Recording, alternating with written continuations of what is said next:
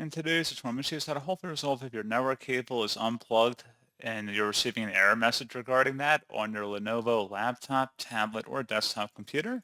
So this should hopefully be a pretty straightforward process here, guys. And without further ado, let's go ahead and jump straight into it.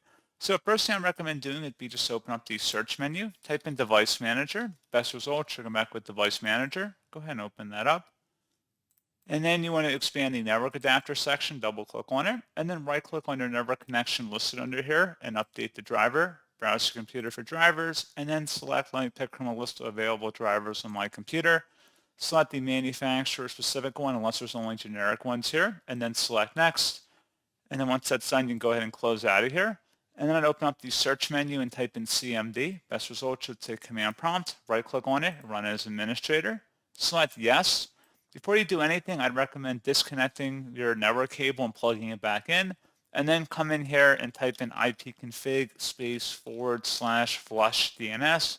Flush DNS should all be one word attached to that / out front. Hit enter on the keyboard. Should come back with Windows IP configuration. Successfully flushed the DNS resolver cache.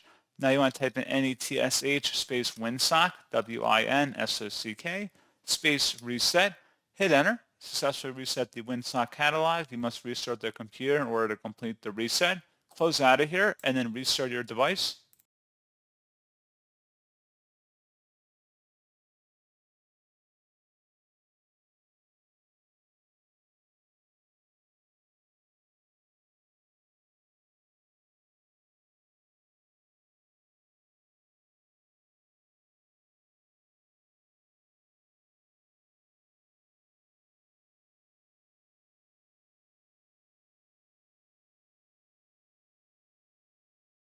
And then hopefully at this point, guys, you should be good to go.